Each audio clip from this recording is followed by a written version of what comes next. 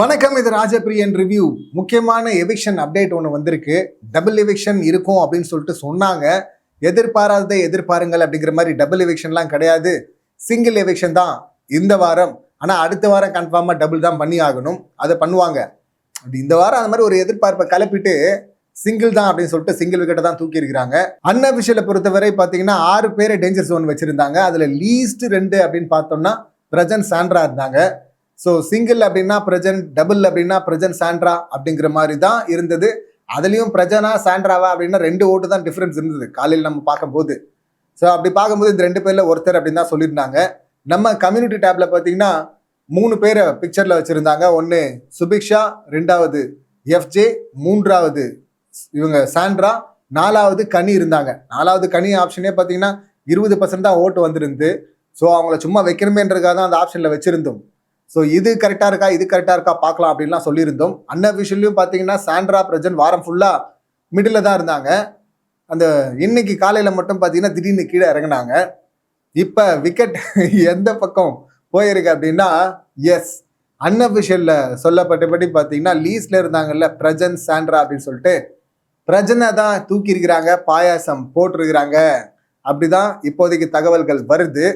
So Prajan paper rowdy VJS கிட்ட வந்து டான்ஸ்லாம் ஆடினார்ல, அப்பயே அடுத்த வாரமே தூக்கிடுவாங்க அப்படின்னு சொல்லிட்டு பார்த்தோம்.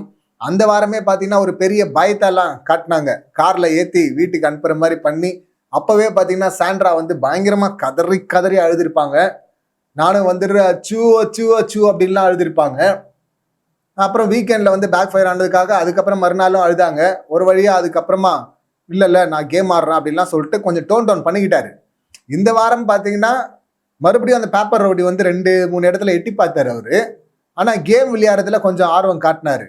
இதில் பதட்டத்தில் பார்த்தீங்கன்னா தூக்கி அந்த செட்டு மேலே எல்லாம் தூக்கி அடிச்சார்ல, அதெல்லாம் ரொம்ப ஓவர். அதுக்காகவே வச்சு செய்யணும் இவரை.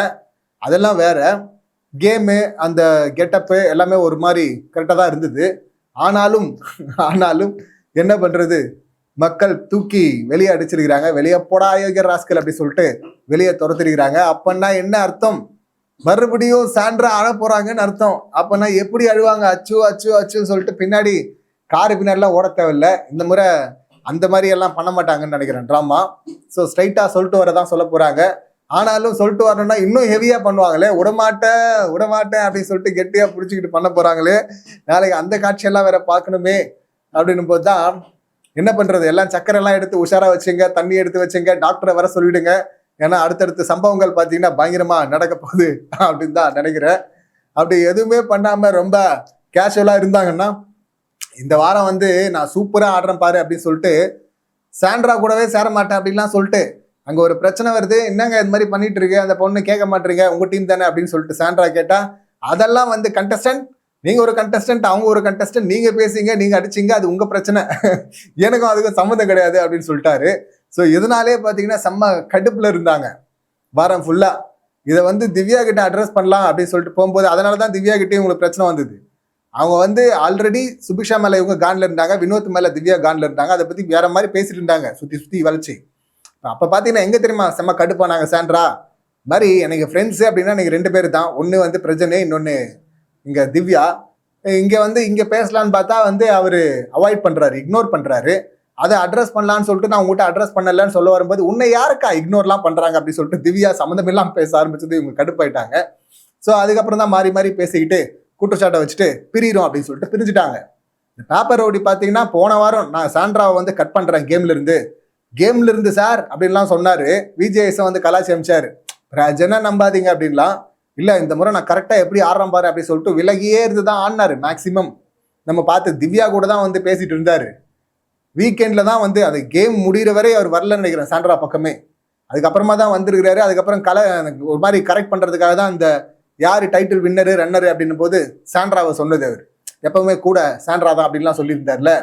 ஒரு வழியாக சமாதானப்படுத்திட்டாரு, எஸ்கேப் ஆயிட்டாரு அப்படின்னு பார்த்தா வச்சுட்டாங்க செக்கு. சாண்ட்ரா கதறி ஆட போகிறாங்க. பயங்கர எமோஷ்னலாக இருக்க போகுது. பார்ப்போம் அடுத்து என்ன தகவல்கள்லாம் வருது அப்படின்னு சொல்லிட்டு. இப்போ இவங்க 2 டீமாக பிரிச்சாங்கல்ல, இதுக்கு பின்னாடி உள்கூத்து இருக்குங்களா டீம் அப்படின்னு தான் கேட்கணும்.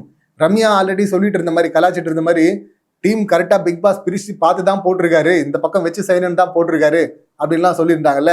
இப்போ அந்த மாதிரி தானே இருக்கு. இப்போ நாமினேஷன் பாஸ் வாங்கின ரெட்ரோ டீம் வந்து சேவ் ஆயிடுவாங்க. மாடர்ன் டீம்ல யாரெல்லாம் இருக்கிறாங்க?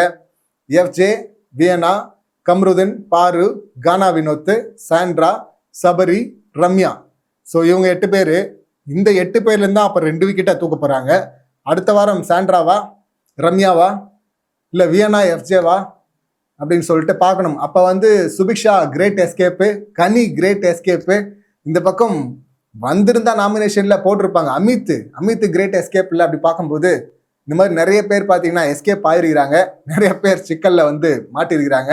அதெல்லாம் அடுத்தடுத்து என்ன நடக்குது அப்படி சொல்லிட்டு பார்க்கலாம். இந்த சம்பவங்களை நீங்க எப்படி பாக்குறீங்க? உங்க கருத்துக்கள் என்ன அப்படிங்கிறது கமெண்ட் பண்ணுங்க. மீண்டும் அடுத்த வீடியோல சந்திக்கலாம். நன்றி, வணக்கம்.